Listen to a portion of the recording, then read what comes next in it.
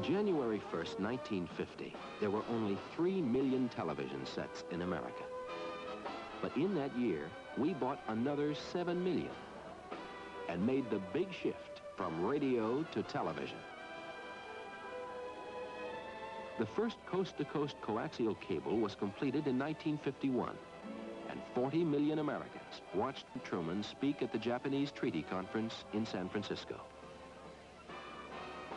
In the first happy days of television, we were hypnotized by old Hopalong Cassidy movies. Friday Night Fights from New York. Howdy Doody. And Kukla, Fran, and Ollie.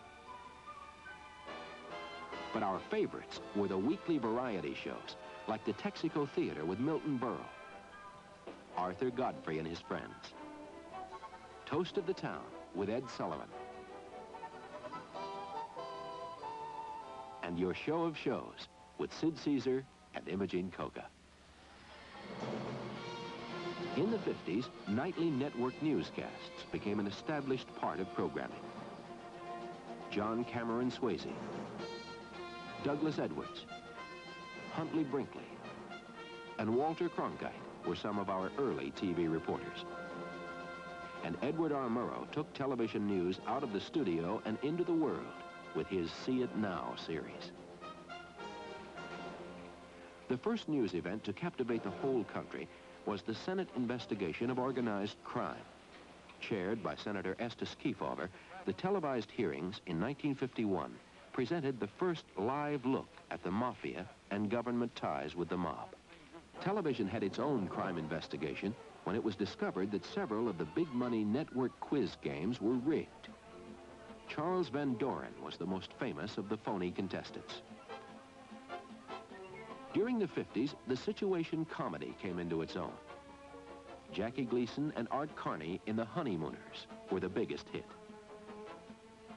The comedy superstar of the 50s was Lucille Ball. Beginning in 1951, I Love Lucy rated high with audiences every year. Most television drama during the decade was presented live. Programs like Actors Studio, Studio One, Kraft Television Theater, Robert Montgomery Presents, and the U.S. Steel Hour pioneered new plays, actors, and directors, and gave television some of its finest hours. Reports surfaced that while a senator, Nixon had illegally received $18,000 from California businessmen. A scared Nixon took his case to the public on national television. I come before you tonight as a candidate for the vice presidency, and as a man whose honesty and integrity has been questioned.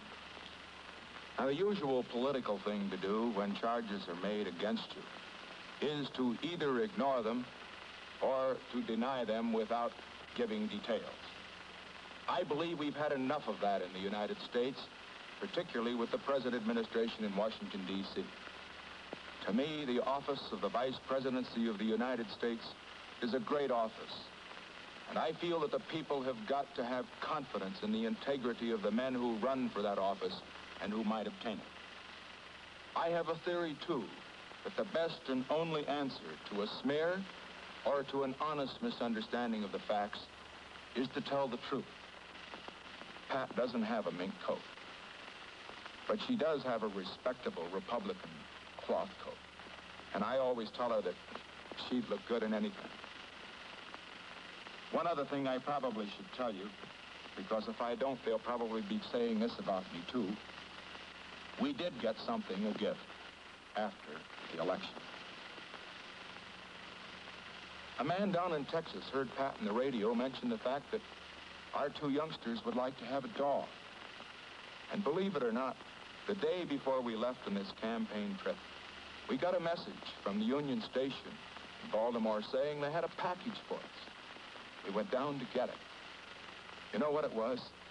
It was a little Cocker Spaniel dog in a crate that he'd sent all the way from Texas. Black and white, spotted. And our little girl, Tricia, the 6-year-old, named it Checkers.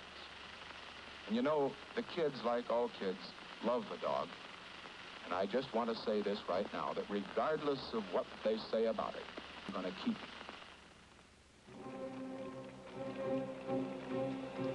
The speech produced more than 1 million favorable letters and telegrams, and Nixon remained on the ballot.